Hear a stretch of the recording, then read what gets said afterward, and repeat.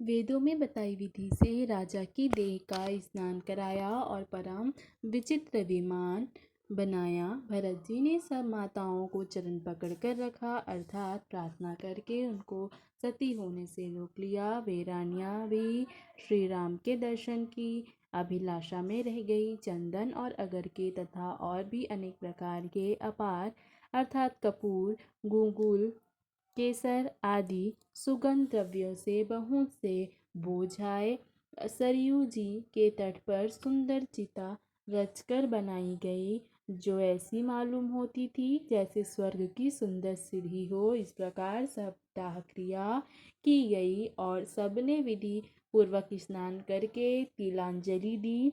फिर वेद स्मृति और पुराण सबका मत निश्चय करके उसके अनुसार भरत जी ने पिताजी का 10 गात्र विधान 10 दिनों के कृत्य किया। मुनि श्रेष्ठ वशिष्ठ जी ने जहाँ जैसी आज्ञा दी वहाँ भरत जी ने सब वैसा ही हजारों प्रकार से किया। शुद्ध हो जाने पर सब दान दिए। गौ तथा घोड़े, हाथी आदि अनेक प्रकार की सवारियाँ, सिंहासन, गहने, कपड़े, अन्न, पृथ्वी, धन और मकान भरत जी ने दिए। भूदेव ब्राह्मण दान पाकर परिपूर्ण काम हो गए। पिताजी के लिए भरत जी ने जैसी करनी की वह लाखों मुखों से भी वर्णन नहीं की जा सकती। तब शुभ दिन सोचकर श्रेष्ठ मुनि वशिष्ठ जी आए और उन्होंने मंत्रियों तथा सब महाजनों को बुलाया। सब लोग राजसभा में जाकर बैठ गए। तब मुनि ने भरत जी तथा शत्रुघ्न जी दोनों भाइयों को बुलवा भेजा। भरत जी को वशिष्ठ जी ने अपने पास बैठा लिया और नीति तथा धर्म से भरे हुए वचन कहे। पहले तो कैकेयी ने जैसी कुटिल करनी की थी, श्रेष्ठ मुनि ने वह सारी कथा कही।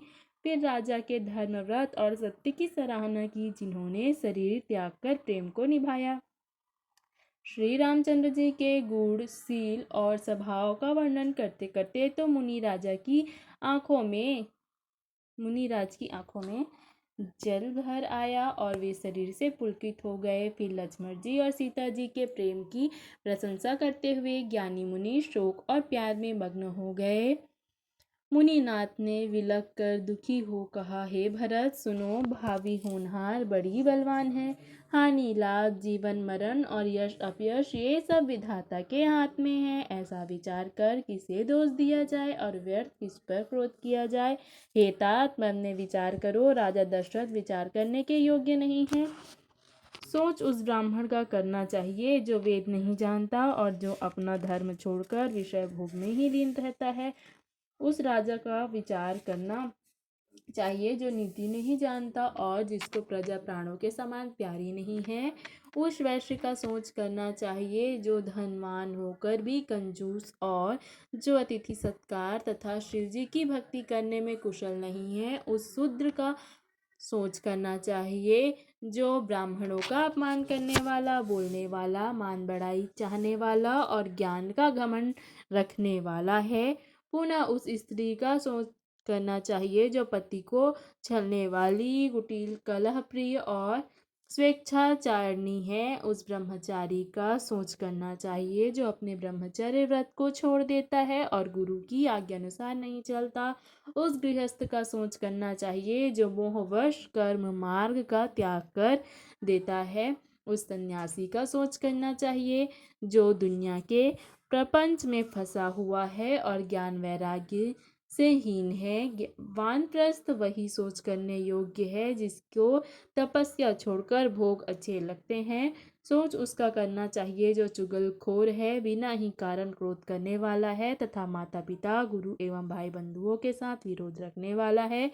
सब प्रकार से उसका सोच करना चाहिए जो दूसरों का अनिष्ट करता है, अपने ही शरीर का पोषण करता है और बड़ा निर्दयी है। और वह तो सभी प्रकार से सोच करने योग्य है जो छल छोड़कर हरि का भक्त नहीं होता है।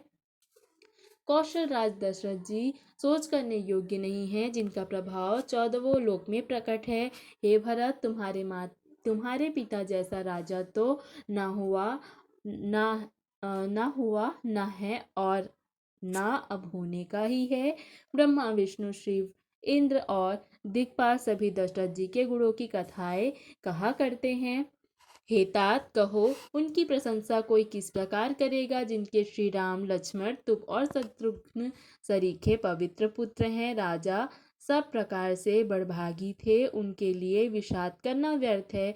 यह सुनकर और समझकर सोच त्याग दो और राजा की आज्ञा से चढ़ाकर तदनुसार करो। राजा ने प्रसाद तुमको दिया है, पिता का वचन तुम्हें सत्य करना चाहिए। जिन्होंने वचन के लिए ही श्री रामचंद्र जी को त्याग दिया और राम विरह की अग्नि में अपने शरीर को आहुति दे दी। राजा को वचन प्रिय थे, प्राण प्रिय नहीं थे, इसलिए हे तात, पिता के वचनों को प्रणाम करो, राजा की आज्ञा सिर चढ़ाकर पालन करो, इसमें तुम्हारी सब तरह भलाई है। परशुराम जी ने पिता की आज्ञा रखी और माता को मार डाला। सब लोग इस बात के साक्षी हैं। राजा ययाति के पुत्र ने पिता को अपनी जवानी दे दी। पिता की आज्ञा पालन करने से उन्हें पाप और अपयश नहीं हुआ। जो अनुचित और उचित का विचार छोड़ दे पर पिता के वचनों का पालन करते हैं, वे सुख और श्रेयस के पात्र होकर अंत में इंद्रपुरी अर्थात स्वर्ग में निवास करते हैं। राजा का वचन अवश्य सत्य करो, शोक त्याग दो और प्रजा का पालन करो। ऐसा करने से स्वर्ग में राजा संतोष पाएंगे और तुमको पुण्य और सुंदर यश मिलेगा, दोष नहीं लगेगा। यह वेद में प्रसिद्ध है और स्मृति, पुराण आदि सभी शास्त्रों के द्वारा सम्मत है कि पिता जिसको दे वही राज तिलक पाता है। इसलिए तुम राज्य करो, ग्लानि का त्याग कर दो, मेरे वचन को ही समझ कर मानो। इस बात को सुनकर श्री रामचंद्र जी और जानकी जी सुख पाएंगे और कोई पंडित इसे अनुचित नहीं कहेगा। कौशल्या जी आदि तुम्हारी सब माताएं भी प्रजा के सुख से सुखी होंगी। जो तुम्हारे और श्री रामचंद्र जी के श्रेष्ठ संबंध को जान लेगा, वही सभी प्रकार से तुमसे भला मानेगा। श्री रामचंद्र जी के लौट आने पर राज्य उन्हें सौंप देना और सुंदर प्यार से उनकी सेवा करना।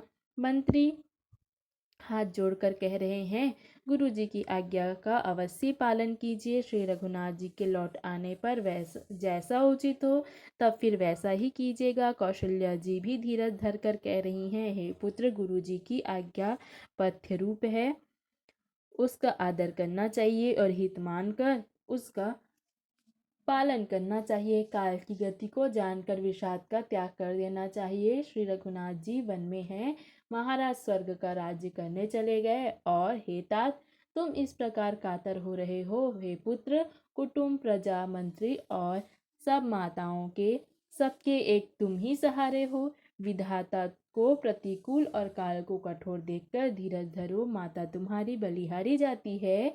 गुरु की आज्ञा को सिर चढ़ाकर उसी के अनुसार कार्य करो। प्रजा का पालन कर कुटुंबियों का दुख हरो। भरत जी के गुरु के वचनों और मंत्रियों के अभिनंदन को सुना, जो उनके हृदय के लिए मानो चंदन के समान थे। फिर उन्होंने शील, प्यार और सरलता के रस में सनी हुई माता कौशल्या की कोमल वाणी सुनी।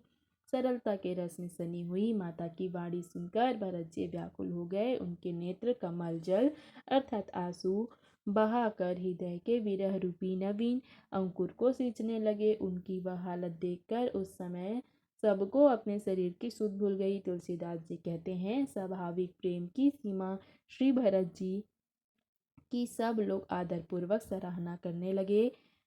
धैर्य की धुरी को धारण करने वाले भरत जी धीरज धरकर कमल के समान हाथों को जोड़कर वचनों को मानो अमृत के में डुबाकर सबको उचित उत्तर देने लगे। मास परायण 18वां विश्राम। जय श्री राम।